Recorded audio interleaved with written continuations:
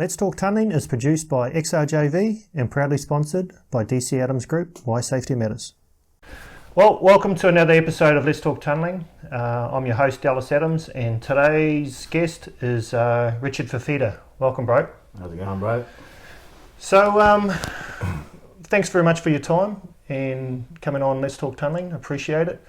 We're both on the same project at the moment, Cross River Rail, not to be mistaken by the Cross City Tunnel, which we first met 18 odd years ago. Years ago, yeah. Yeah, so mate, let's talk some history about you. Do you mind introducing yourself? Yeah, like Dallas said, I'm Rich Fifita. Come to Australia when I was 7 years old. Pretty much grew up here, educated. Attended UNSW, got my Bachelor of Surveying there. Started off field work and cadastral, pretty much boundary works. And then things kind of changed. Got married, had to move out. All of a sudden I was paying rent. Needed something else. Yeah, applied for a civil job, leading surveys. Got into that. The money was a bit better. And then from a road job there, I got introduced to tunnelling. Aaron Williams was my boss there, good man. Yeah, from then on till now, still working in tunnelling. So pretty much been in surveying industry for surface works as well as underground for almost 25 odd years, I guess. Wow. The last 20 years major, pretty much been just underground tunnelling. So, always wanted to be a surveyor, or what was your first thoughts about work when you finished school and everything? Yeah, it was kind of funny, like anybody else that's just finished up high school, it's like, yeah, whatever. I don't know what was going through my mind. It's just, I wanted to do something where it was kind of like 50-50, and the office as well as out in the open air doing some work. I'm not real keen on purely office work, and surveying, give that a go. And pretty much that's when it started. Yeah. So I noticed with the information you sent me, you did a Bachelor's of Engineering. Yeah, back then they called it, this is UNSW, they called it geomatic engineering, like spatial engineering, and they ended up actually calling it that. It used to be Bachelor of Surveying, but then they changed the name, and then I think it went all pear-shaped. Nobody out in the public knew what spatial meant, and changed it back to Bachelor of Surveying. Oh, okay. After that, the following year, and I did that and studied pretty much down in Sydney there, and what I really wanted during my studies was to get my field hand experience, because I enjoy just not only solving problems but hands-on experience, and then just looking back and saying, oh yeah, that works. Pretty much not just basic stuff like you set out a peg there and a peg there, I guess, and for a boundary, and then compare it what it's meant to be, and oh yeah, that works. And then just check it against the water boundary stuff and cadastral work, and oh yeah, pretty much there 900 whatever it is, and yeah, it's just, and then looking back, oh yeah, it works. It kind of like gives me satisfaction when I have hands-on experience as well as kind of the theory sort of thing, number crunching and put it all together. It's no good, knowing 1 + 1 equals 2, and then out in the field it's like, oh hang on, where's this extra 20 mil coming from? That's where kind of like, that 20 mil, that's where you got to go. I enjoy kind of like trying to figure out, if it's me or someone else. Well, it's like it's always someone else, never me. Yeah. So let's take us back to when you first started. Then, what was your first surveying or surveying experience out of uni? It was a mob down in Hornsby, McKittrick, Fry and O'Hagan. That's where I got my first start. It was only part-time, but I wanted to I was only an assistant then, hands-on experience. But like I said before, that's in the cadastral boundary. So what's cadastral boundary? Explain that. That's pretty much like a subdivision, for example, and then setting out a house within specs, within the boundaries. Obviously, your plans from the architect, you've got to set out the house wall boundary at specific distances. And obviously you use the computer and stuff like that. Once that's set, you get plans and then draw it up and survey marks that are actually out there. And then you grab that, go out in the field, find those survey marks, come off that, and then just start radiating corners of a house, for example, or even the boundaries, if you like, setting it like that. That's pretty much it. Or, as everybody knows, if you're buying a house, often they require a survey to confirm that the house that you're actually looking at and buying is what's on the plan. That's when a surveyor comes in and just confirms that the house is on the plan is what you're actually looking at, because it might be 20 metres out. Oh, wrong property. It's got to be this one here, that sort of thing. Leetons, by the way, that's their actual specialty, as in underground tunnelling. Yep. They do surface work, road jobs, and bits and pieces, cadastral work, but primarily, I think it's fair to say that underground tunnelling, as well as mines, drift work, is what they do.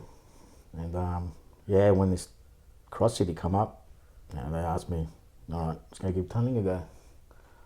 Tunnelling, yeah, right, yeah. Righto then, so let's talk tunnelling. So that was 2002, Yeah. around 2003, which was that project. So don't get confused with Cross River Rail. That was actually Cross City Tunnel, which is a project down in Sydney that went from Darling Harbour pretty much under William Street and popped up on the other side of King's Cross. King's Cross, that's right, yeah. So I forget the distance, I think it was 4 or 5 k's, yeah. A couple of k's, but road tunnel, cut out by road headers. So what was your involvement there and what was it like for you? Yeah, that Cross City Tunnel was actually the first major project I was involved in. Prior to that, it's a couple of months before that, I was underground introduced, but that's just to go underground and have a bit of a look. There was a TBM cable tunnel down in Sydney there. That was my first underground experience, and I wasn't there for long, a couple of weeks, and then this Cross City one come up, and that was my first major tunnelling job as a surveyor. Never seen a road header in my life. It was pretty eye-opener. It kind of like changed in how I thought about me work as a surveyor. Working out on the surface, you pretty much got 360-degree view, and you can pretty much walk however long and wherever you wanted. But down underground, you kind of like got a wall on your left and a wall on your right, and you can't change my way of thinking or how to do stuff. And not only that, you got other stuff happening around you. That's a bit of an eye opener too.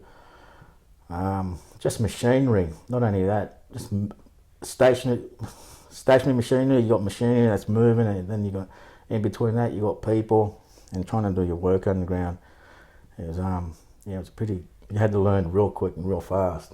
Put it that way. So what sort of introduction were you given? Like, obviously you went to that Alexandra job, which was a cable tunnel, and you met a few of the Kiwi boys there. Yeah, the biggest dude I knew back there was Landis. Nah, he's a good man. Yeah, he was actually operating that cable tunnel, TBM there. Nah, he's a good man. That's where I first got my first taste of the culture that was underground. Just meeting Landis. I never seen him, met the bloke in my whole life, and yet when he was talking to me, it's like he's known me for the last 15 years. Nah, it was a good experience, and he's a good man. I don't know where he is now, but yeah, there's stuff that you just don't forget in your life. And the culture of the boys back then is still the same now. That's why I love doing tunnelling work. It's just the culture and how they treat each other. Very humble mob. And from that went to Cross City. It just went on from there. But that experience with land has pretty much set the tone for me for underground work. Just the people that you work with. Oh, that's how I enjoyed it anyway. Then up till now, I keep plodding along. Yeah. When you got to Cross City Tunnel, and were you on shift, or what were your hours back then? Would have been different to the surface surveying you would have done, obviously, because shift work and things like that. How did you adapt, and how did you cope with that? Well, the surface surveying that I originally started off, that was kind of your standard hours, I guess, if you want to call that, 7 to, 3 p.m. or whatever it was. Tunnelling was a bit different. Same with civil works, but especially tunnelling, it was kind of, back then, Cross City, it was 12-hour shifts, and we were on shift and pretty much working 6 days a week, half day on Saturday. So the only day that we had off was a Sunday back then. But that's how they operated tunnelling back then. So it was pretty much full on. And on some days, some of the survey work that needed to be done, preferably is when someone's not there, such as traversing. Best done when there's no movement, no people. It's just doing traversing work down there, and the only time that you can actually do that possibly was on a Sunday. So we had to, every now and again, you'd have to come in on a Sunday, do some traversing for a couple of hours. What's traversing? That's kind of like just checking it's like QA, your survey control underground. And obviously underground, your survey control comes from the top, from the surface. So you start there with fixed points and you do what they call traversing, which is just transferring control from tripod to tripod, traversing, going underground, and then setting up control underground. And from that control is what sets your or the straightness, if you like, of your tunnel.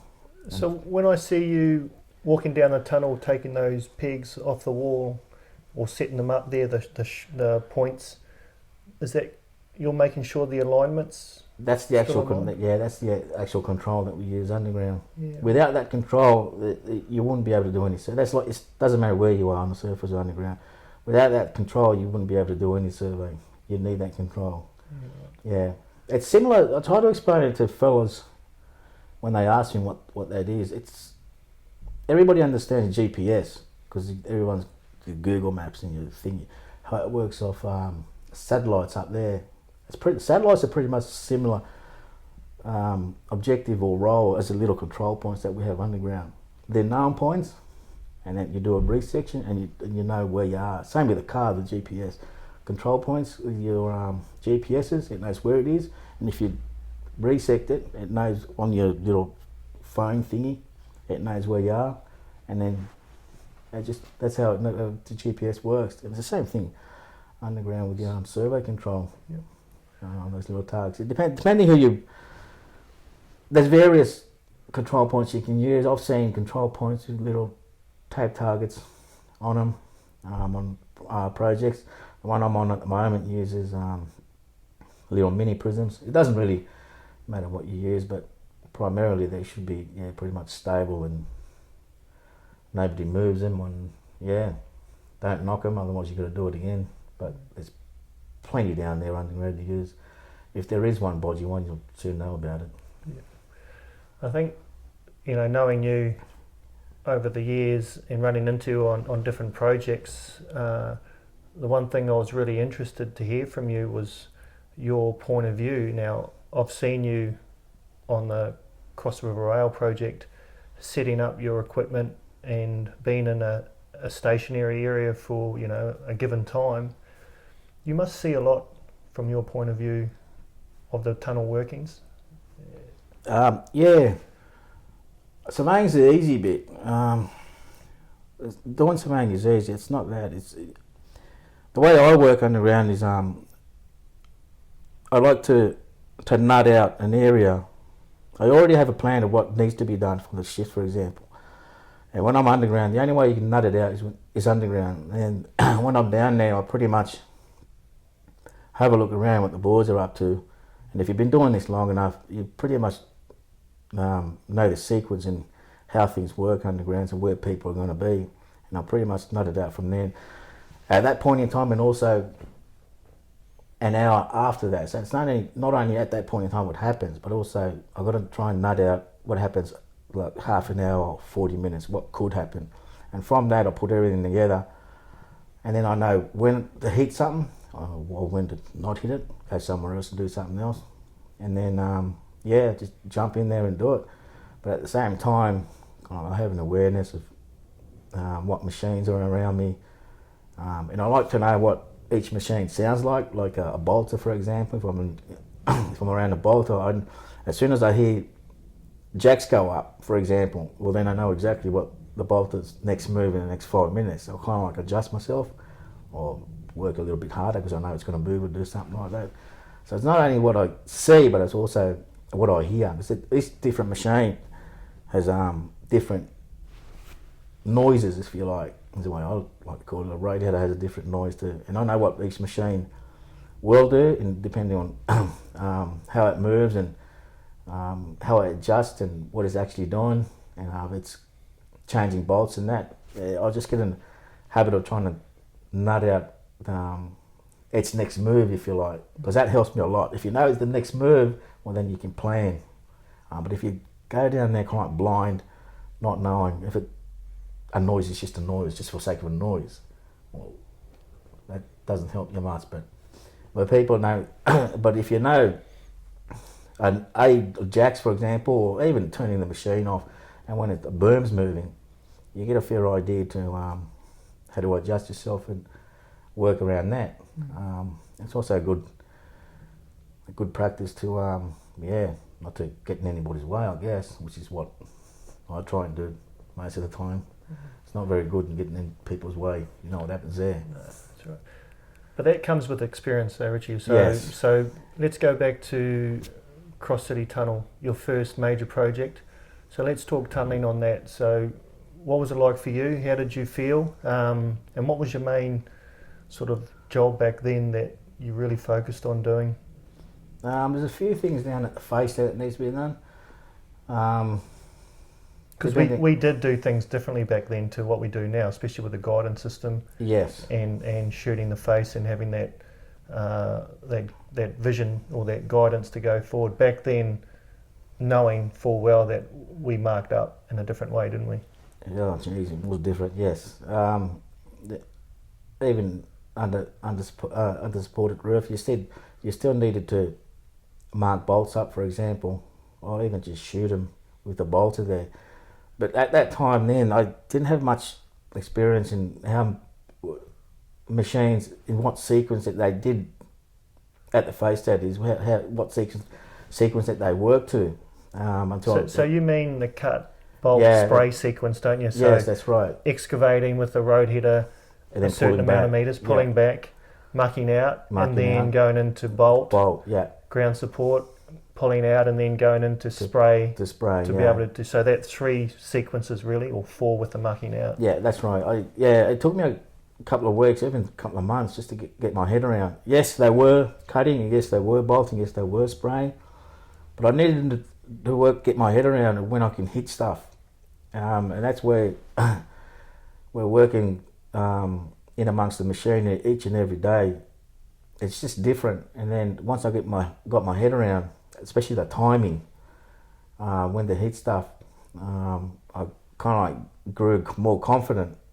Because from the beginning, I wasn't really confident. I was just getting to know the place. But then after a couple of months, I kind of like got more confident in working around machines, and especially with the boys. If you work within the boys, everybody helps themselves out, each other out, I should say. And as each sequence at the face was happening, I got a lot more confident in working around machines and how I needed to do stuff. Because you got to remember, you just don't, like I said before, surveying is easy, but there's a lot happening around you which you got to adjust yourself to, and trying to work around, and when it's safe to do it and when to hit it, especially when not to hit it. I learnt that. It took me a couple of months though, but and once I got that confidence up, it was just bang, bang, bang sort of thing, getting down there and knowing what the boys were up to. Besides the survey work involved, pretty much after that cut, we had to check what the cut was like, if it was tight or loose. Tight was bad. So what do you mean by tight? So like if someone was listening to this that didn't know anything about the terminology, so obviously when you're hitting something, that means you're pointing your laser and getting that that point. So you're pretty much shooting your surveying equipment to a point and then saying, righto, that's when you've done your traversing and you've got, righto, there's the guide. If it's not quite cut out enough, then you'll be able to let us know, is that right? Yes, that's right. The instrument that we use has the actual design of what the excavation is meant to be. In other words, it's the Bible, it's 100%. And so we've got the design in our instruments, and what we've cut, we've got that. And then once we put the laser on the cut that's underground, and press enter, well then it'll tell us whether or not it's tight, which means it hasn't been cut enough, or loose. So all that's been compared to the design that's in the instrument. So if it's loose, then you know how much you've got to spray in there to bring it back to actual, is that right? So if it's loose, if the excavation's loose, we just leave it at that. For example, if it's 50, 100 loose, we just leave it at that. You don't spray it back to zero. The only time you do that if the client needs an A line, for example, which is a shotcrete line, can you give us that? And then but that doesn't come into it till like months later. But at that point in time, all you really need as far as support goes are your bolts and generally it's 75 mil, something like that, a couple of 100 mil shotcrete, and that's about it. Cover the bolts, and that's all you need for as far as excavation goes. Support at that point in time, then just keep moving forward. What really interested me about working in the excavation side of it and then doing the the back end work, and then the fit out, being an electrician and working on a lot of the fit out gear, was having that profile perfect to be able to get in what's planned and designed later on, and how instrumental the surveying had to be to get it right. That's pretty. It's pretty on the money, isn't it? Yeah, our QA promise. The most important thing in surveying, it doesn't matter if it's underground or on the surface, is your survey control, because that'll determine what's been set out down there, the tunnel, and as well as fit out stuff. Everything has to match in with the actual plans and stuff like that. And that's why your control needs to be spot on down there. And they're depending, generally it's done at least once a month, I guess. Survey control is, or traversing is, they call it primary, as in primary. That's pretty much gospel. It's done once a month, and it's brought down underground from the surface, traverse underground, and check the existing control underground. Compare it to what you do have underground, and generally it's pretty good within a couple of mil. I haven't come across anything that's major, and from that you just keep going forward. But the QA pretty much control down the underground is you've got to be pretty much onto it. Right then, so that's Cross City Tunnel, your first major tunnelling project, and then where to? Cross City Tunnel. After that, I'm trying to think. There was a kind of like a break where we did some pavement works for Bora, I think it might have been. Well, I think it might have been the M4 down in Sydney. And then whilst on that, Aaron asked me, do you want to come up to Brisbane with me and work on the Clem 7? Actually caught me off guard, because at the time I had 3 kids, I think. It's not like one of those things, you just pack a couple of boxes and you move. That's pretty full on moving family, man. Anyway, I said, let me think about it, man. And pretty much the next couple of days, I said, let's do it. I had a chat and go into the family and we got to Brisbane, working the Clem 7. Let's do it, come up here, it was pretty much late December, early January in 2007, I think it might have been. Lived near Story Bridge there. Shaftesbury was the actual site. Clem 7, me and Aaron, and started from there. A few familiar faces out there at Shaftesbury too. Yeah. Some of the boys that were there, unfortunately they're not around this time. But Nigel was there. Keo was there. Edney was there. it's good to see familiar faces from other projects. Yeah. I also enjoy that, seeing other people's faces that know me, only because experience-wise, I know them and what they're capable of, and they know me what I'm capable of, and it's kind of like you don't really need to explain yourself. They already know you, if you know what I mean. It just makes it easy, just working with people like that. So let's talk about Clem then. What was that for you? Was a shaft and then on and off ramp, wasn't it? Yeah, the main line for the TBM. Yeah, that's right. Yeah, we were only actually on shafting for the on road headers, the actual TBM. At that time, we didn't have anything to do with it, but early on, it was just primarily the road headers and shafts, and then doing the ramps. But yeah, pretty much the good thing about surveying is it doesn't change your method and why you're doing stuff. So, for example, like I said before, was the survey control. That's the most important thing. Getting it after the shaft is sunk. You're traversing in your survey control from the surface. Take it underground. Establish control down there and go from there. Yeah, your intentions and how you do survey work underground from one site to another doesn't really change. The principle's exactly the same. Pretty much number one priority is your control. You got to establish that and make sure it's pretty much on the money. What about the introduction of innovation and technology? That would have changed a little bit from, say, Cross City to Clem 7. Did it at all? Did it affect you at all? At the Cross City, there's already guiding systems on the road headers on that project, and when I moved up here to Brisbane, they'd already had again guiding systems on it, although a different system, but pretty much the systems do what they're all the same. They pretty much sensors on the road header, but yeah, they all had the guiding systems on it, and it's just a matter of getting to know what sensors do and how to troubleshoot stuff when something goes wrong. Technology-wise, as far as the software goes, that didn't change much. Just bits and pieces. Maybe you'd come across on the survey instruments. Maybe you'd come across a bug somewhere that it'd do something different to what you'd normally. But surely you'd quickly sort that sort of stuff out. But technology-wise, it didn't change much, sort of thing.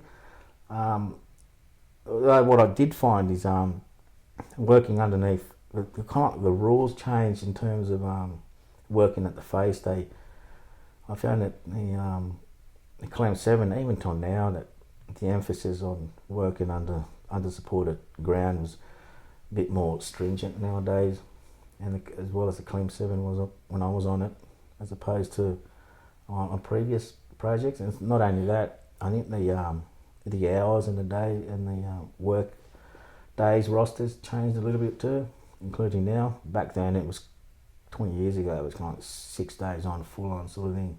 It's like after night shift and then you got to come back the next day sort of thing. Oh, jeez. Or vice versa. If you're on day shift, then go home 1 day, 1.5 days, and then come back the next day. Doing 6 days, full on 12-hour shifts, yeah. But a lot's changed since then. But you got to remember, I'm not getting any younger, so 7.3, 7.4, it's a good gig. That was quite interesting because that was my first introduction to 7.3, 7.4, which, being in the mines prior and having 2-in-1 fly in, fly out, and then hearing the 7.3, 7.4 roster and then trying to work it out and doing it now, it seems to work.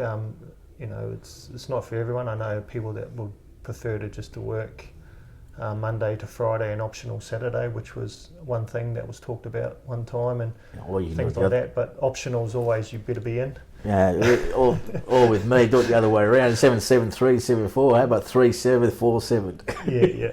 No, that's interesting. So then Clem 7, and then where else? After the Clem 7, I'm pretty much. At the time, there wasn't much work going on. After Clem 7, I remember going down to the desal just to help the boys out. Never been on a desal plant before.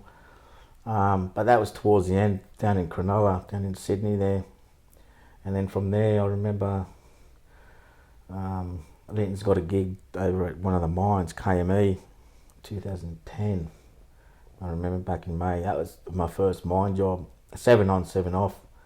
I've never done it before, never worked from away from home before. It's the first time I've actually worked away from home, 7 on, 7 off. Oh, this is all right. And I found the 7 days off was, it was wicked, it was good, eh? Just having the 7 days off after working at the mines there. And funnily enough, I was getting paid more there working 7 on, 7 off than I was doing a full civil tunnel.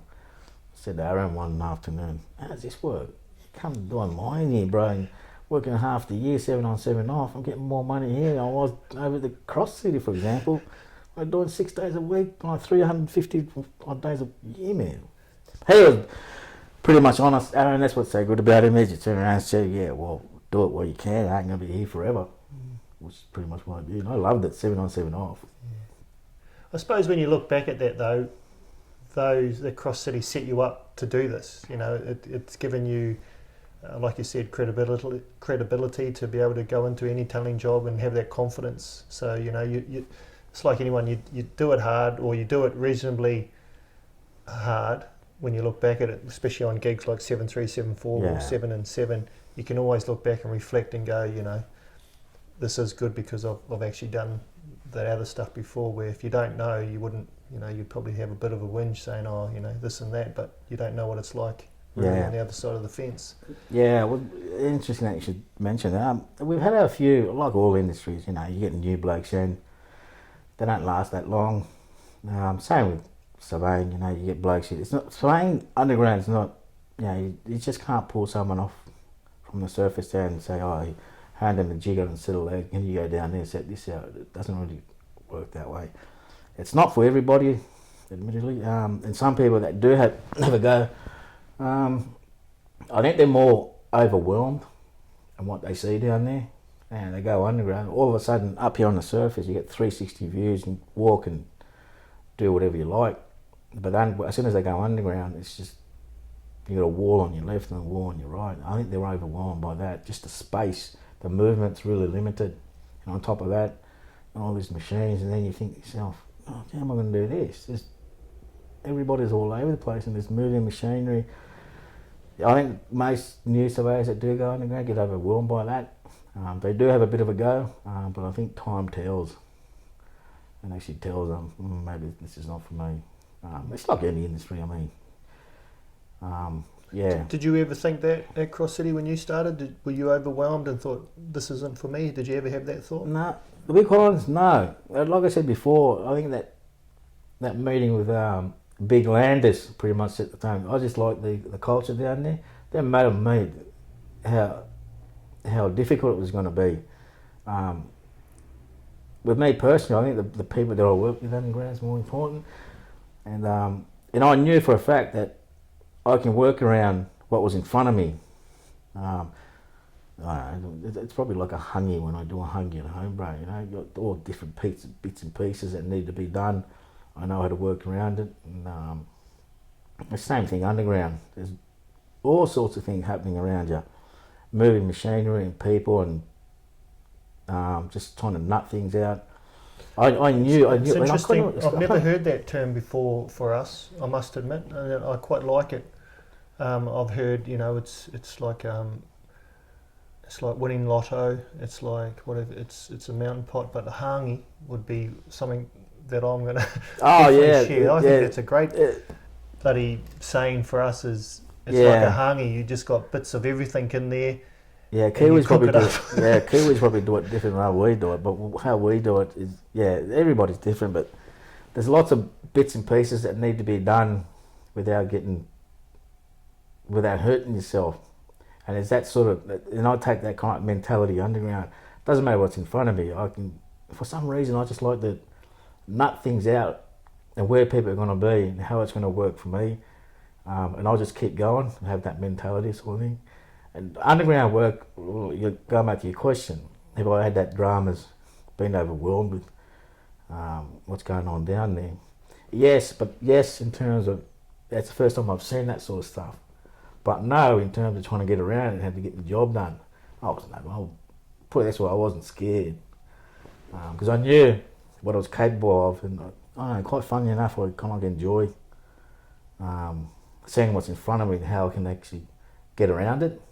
So for advice, if there's young surveyors, graduates, or even engineers, or even tunnellers listening to this podcast, what advice could you give them to be able to be like you? Oh,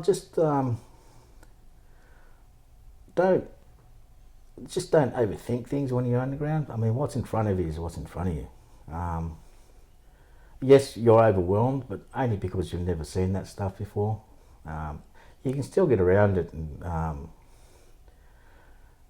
in knowing your environment. That was the biggest thing for me. Just know your environment and where you are and what things or what machines do and how long they're there for, and in the back of your mind what you need to be done. Because keeping in mind, when you're doing that in a survey job, it doesn't take long. It takes longer just to set up the thing, to get there, than to actually do the job.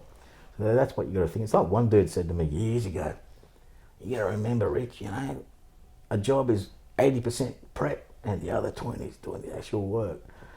Yeah, and from then, right, yeah. You just pick up things here and there, but yeah, you just got to remember that working on the surface as compared to working underground, your space is limited. That's number one. Space is limited, and also your interactions with just machinery and people. But if you have got the right attitude, I'd recommend it. Yeah, I've enjoyed it, especially the blokes that I've been working with. Just makes it easier for me. I've been on civil road jobs. I don't want to go too much into detail into that, bro, but I didn't enjoy it. But underground tunnelling, that's the gig right there, man. Culture's just right for me.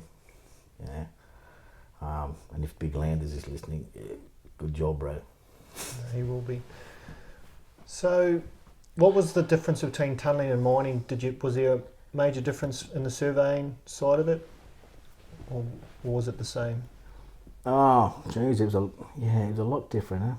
Surveying's pretty much set out. So the set out side of things was the same, but what you were doing is a lot different. They didn't have guiding systems in the mines at KML where I was at. What they had used underground was these line sights, these dangling sights that they had on the roof, which we had to set out. You had to set out 3 of them, which is the line. You set out 3 of them, obviously in line, and then they'd have a laser out by going through all those 3 lines, and you had your miner at the face, well, obviously the head right smack in the middle of that laser, and they just follow the laser, center it to your center of your head, and just go. I did find out in mining that it's a bit different in terms of where you're going. All they had to know was direction, left, right. In mining, in terms of height, it didn't matter because they were following the coal seam. Where it was, they just followed. If it goes up, well, then you go up. If it goes down, you get. So we didn't have to worry about heights in that. No, so if you think about it, it's only 2-dimensional, just horizontal, left and right, and that was it. There was no bolt set outs or anything like that in mining, unless it was something critical. But that was down in the main mine there. But the reason why we were there primarily was to cut that drift. To cut a drift, I only found out later, was you had to do that to a specific design, like a civil job, and that's why they got us in there to do it properly, I guess is the word. Get down to the coal seam down there. So on the mines, that's what we were mainly employed to do, to build that drift to how we build a tunnel So to how specs. long? How long would those drifts be? Some of them a kilometre. I think that Moranbah one, the other kilometre and a kilometre and a half, couple of k's in there. Yeah, that was a TBM job, that one. I went at Moranbah there. It's an Anglo site. Yeah. And then after the drifts were done, pull the road headers out, get the miners in there, start cutting the I've forgotten the term that they use underground there. Coal seam or? The panels, is that what they call it? Yeah, right. If you know what I mean. Once you get Yeah, to the bottom, I've heard you that start too. start going your and then So, and then where from that mine did you come back tunnelling? From there, the last mine I was at was the Eagle Downs one. Same deal, a drift. That was in 2015, and that's when everything just went downhill as far as coal mining in Australia goes. It closed down, and from there went to in 2015, and then the following year, 2016, ended up down in Sydney getting ready for that WestConnex job. St. Peter's, same deal, road headers, and then from St. Peter's, WestConnex, and I finished up down there in early 2020. Oh, actually this year, yeah. Left there and come back up here. That was only due to this COVID thing restricting movement, because I used to fly in and out of that WestConnex job down in Sydney. I was stuck down there late last year for about almost 4 months, and that pretty much did it for me. Yeah. So when in terms like WestConnex is a massive job, and I know we were on the same project, WestConnex M4 M5 link. For me, it was a massive job, especially to go down there and do that bullhorn process, which they were doing there, where they had two road headers cutting, say Side by side. yes, Okay. and Yeah. then having the pillar in between. Yeah. From a surveyor's point of view, and this is why I'd love to hear your thoughts on processes like that, when you talked earlier about knowing the machines and knowing what's going on and then preempting so you can also plan your work. When you look at that process, two road headers cutting side by side in, say, a staggered form, then you'll have two trucks in behind with a spare truck, and then you've got two scrubbers going. To be a surveyor to working through that must have been pretty full on, eh? Yeah, that was one of those situations where, well, personally for me, it was either impossible or to actually do work in between those two road headers and trucks, like you say. Depends on what the distance between them was, but I don't think that was relevant. I think having two there, if you're there underground and then looking at it, the machine do what they're doing, cutting and trucks and carting dirt out and trucks coming in, mucking out. Yeah, it just made the process. I had to rejig how to do things, and when to hit it. And the only time I actually do that is when one of the road headers wasn't cutting. It was just too risky doing work in between those road headers. I know. Yeah. One thing that did happen to me when I tried that. Where was it? It was on the Klim 7. I needed to do something urgent next to the machine that was cutting on the right, and I was on the left of it, pretty much in line with the back end of the road header, and I can see just in the corner of my eye when it was mucking out. A fair decent sized rocks that was mucking out on the belt there. But I can see that the belt, I don't know if there's something wrong with it or what, the conveyor, it was struggling to get up these chunky rocks, and I noticed it was as it was travelling up, it was bouncing up and down, and then it'll kind of struggle to get up, and then it'll come back down these rocks, and then it'll struggle to get up. At the same time, it was bouncing, and I was just standing there, and I was going, oh, something's going to happen here, isn't it?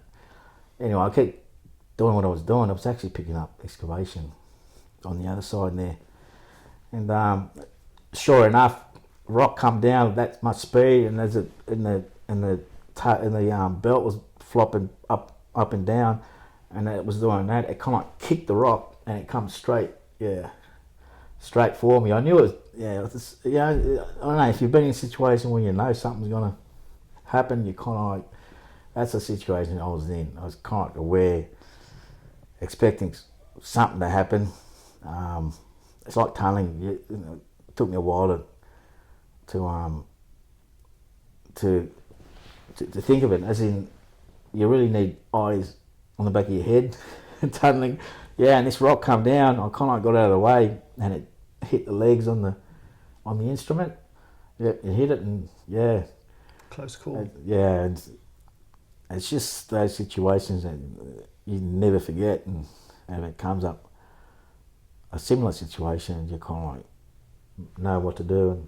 And I've had a similar situation somewhere else. I can't remember what it was, and I pretty much told them, nah, I don't want to do that. I've had troubles somewhere else when I was doing that, and they were kind enough to say,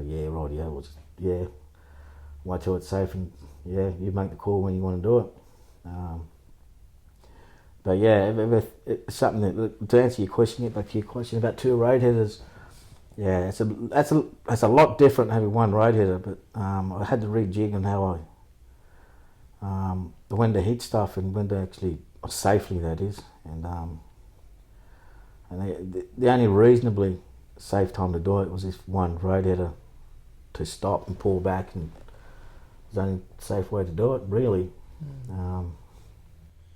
Do you reckon? Like when I was there and I was seeing that process develop and go through its paces, especially full on, I described it as almost like Super Rugby. It's almost like a souped up game of rugby where, there was phase after phase after phase, and it was just ongoing. Like you said, a road header would stop, but it was still in the process because you had a bolter doing the pillar, and then you had another road header cutting. So there was always advancement somewhere. And I think when you look at a game of rugby, you've got to always be moving somewhere on that field to get advantage or get over that advantage line, and that's what I described it as. You really had to be, your timing had to be spot on when you're underground as a surveyor, because while they're mucking out, old mate bolter operator, he's on his way up, waiting for the loader to get out of the way, and he's going straight in. So he's getting his machine ready. You got to think how these blokes work underground. People are going to be working one after the other. Once he's out, he's already parked there ready to go in. It's not once the loader's out, old mate's walking down. Nah, the bolter's already parked there, ready to go in. You got to be ready to hit it right there and then. There's no point waiting.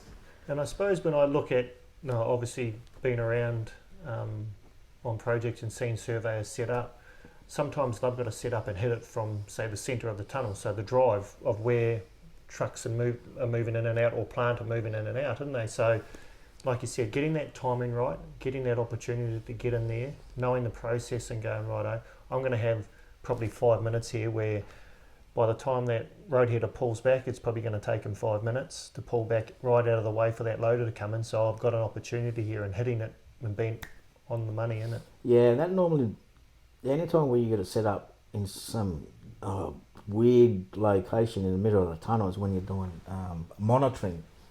It's doable. I've done it.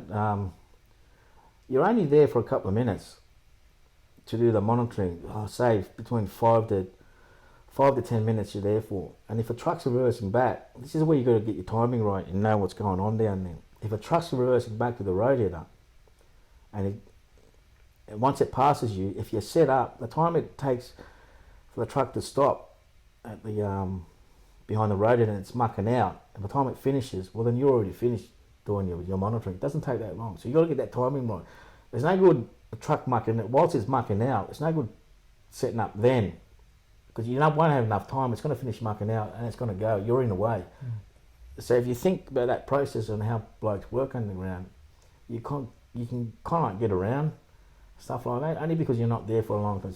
With monitoring, that happens a lot in underground mining, tunnelling, monitoring situations.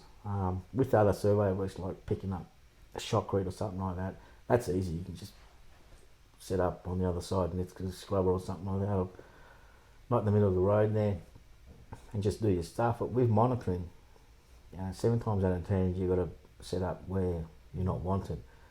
It's doable, but you just got to pick the timing right. Otherwise, people are going to start yelling.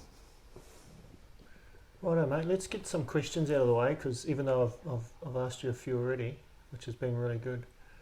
I suppose that for me would be, I'll be interested in to know if you could go back to, say, Cross City Tunnel, knowing what you know now, what sort of advice would you give yourself when you started back there, knowing what you know now?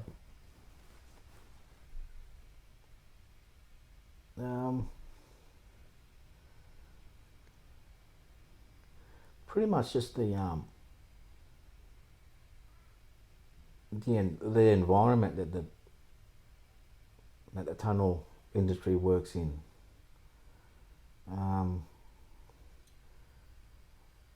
The amount of movement that's down there, and just the limited space that people have got to work in there, in underground works. That's what pretty much got me, thinking pretty much straight up when I first went underground in tunnelling. Looking back now, that's probably one of the biggest things that I'd advise newcomers. It's just the environment that you are in. It is restrictive because the amount of space that you've got down there is there's not much, and the machinery. If you can get your head around that and what people do, you can pretty much hit things when you can, and how to communicate with people is another biggie. Some people love that communication a lot. With me, I kind of like, I can pretty much see, I like to use my senses, if you like. I can pretty much, it's not hard, nut out what a bolter or a truck or a radiator is going to do. You don't need to ask questions. Well, I don't. Some people disagree with me. You got to talk to people, sort of thing. But I pretty much know. If you know the sequence, well, then you'll know what machinery is going to be in there. You know how long it's going to take, and from that you just nut out how the job's going to be done. Even with an EWP, if someone's mucking out, if you need to be anywhere near it, well then don't go near it. And once it is done, then you know where the bolt is going to be, and you know where the EWP is going to be. Oh yeah, it's easier if I do this now.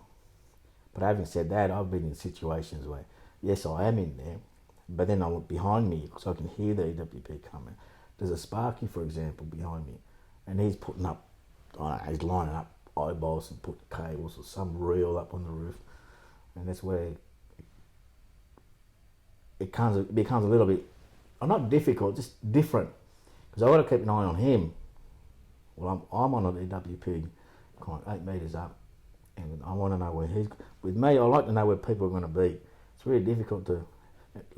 Spark is a bit like us. It's a bit difficult to determine where they're going to be, because they could be anywhere, to be quite honest. Whereas a truck, there's only one place it's going to be, behind the radiator.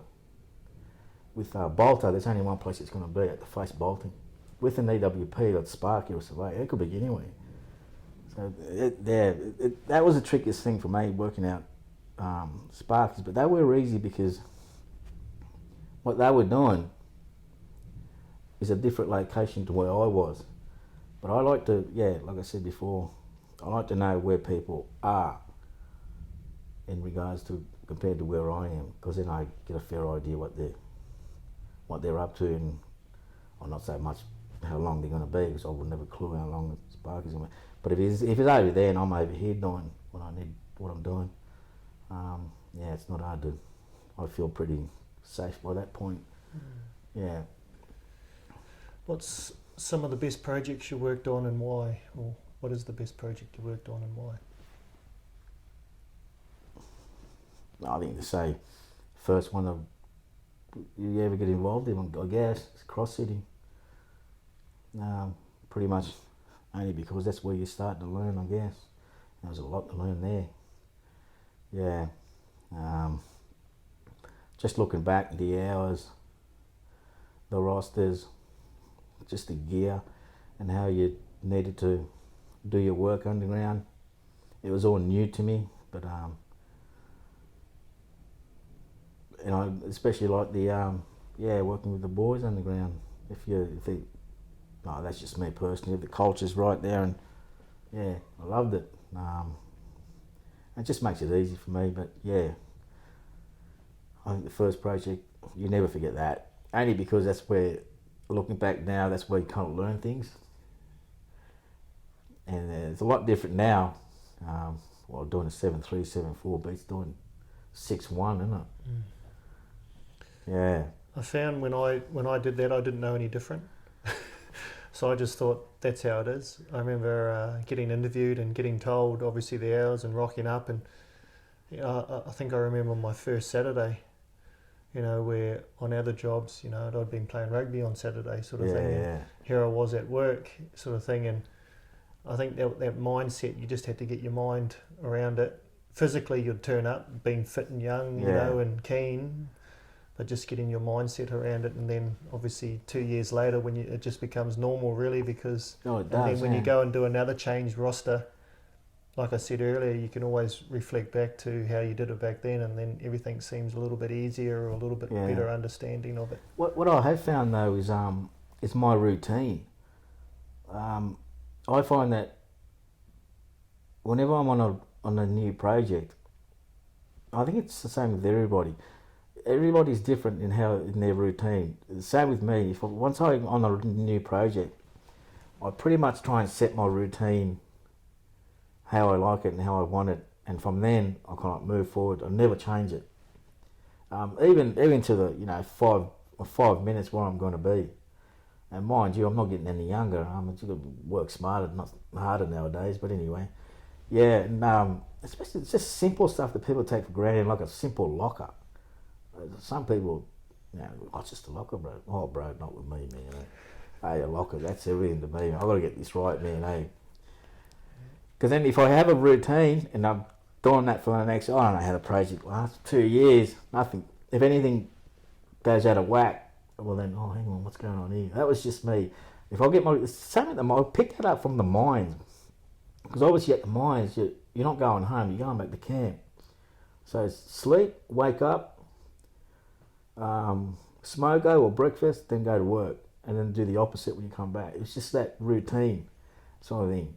And on tunnels, it's a bit different in that, you go home when you're on a project here in Brisbane with me. If I get that routine right, well then everything becomes simple, as opposed to doing everything all jagged and any which way that you like. It just gets too hard for me. But if I stick to a routine, and pretty much that's what I've been doing for the last 20 years, I find it easier for me.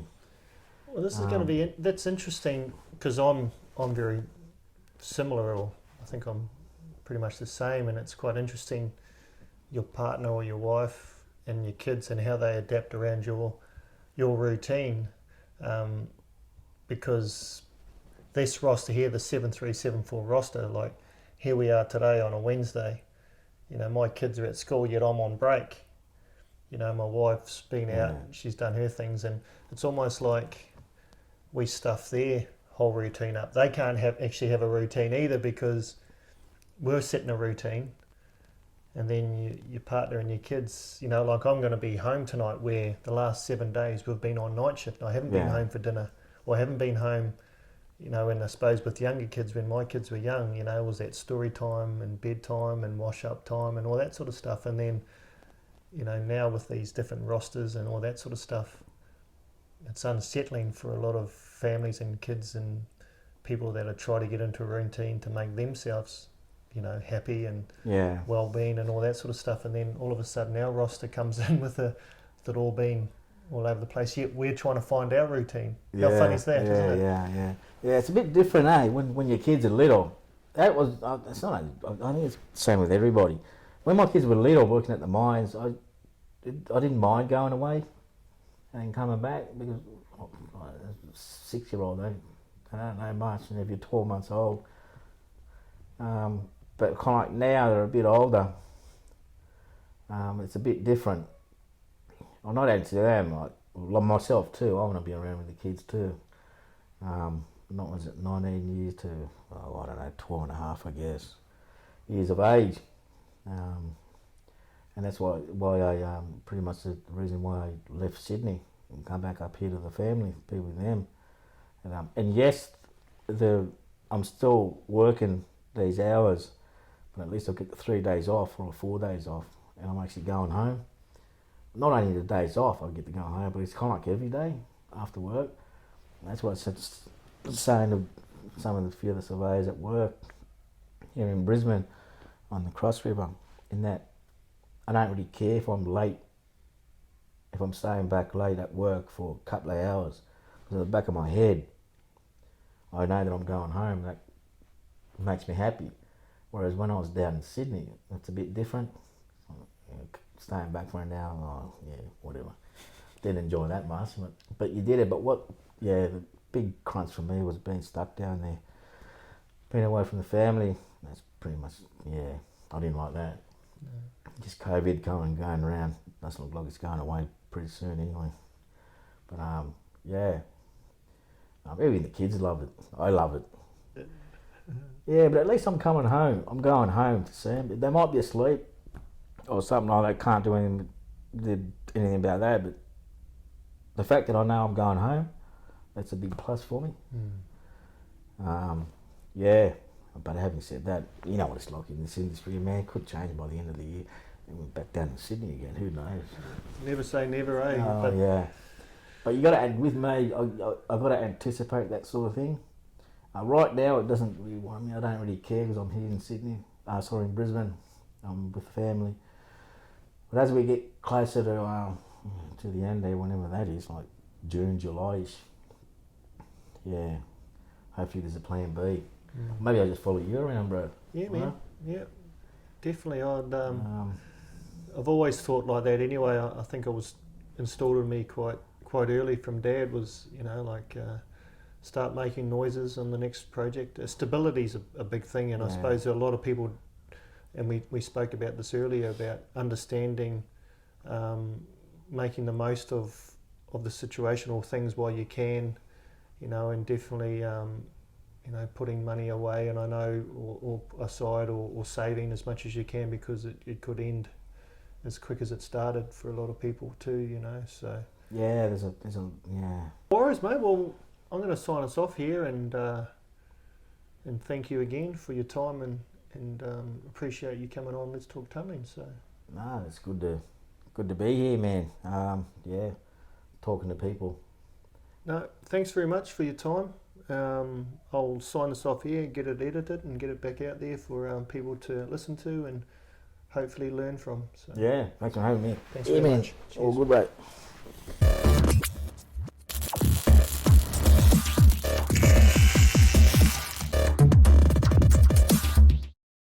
Let's Talk Tunnelling is produced by XRJV and proudly sponsored by DC Adams Group, Why Safety Matters.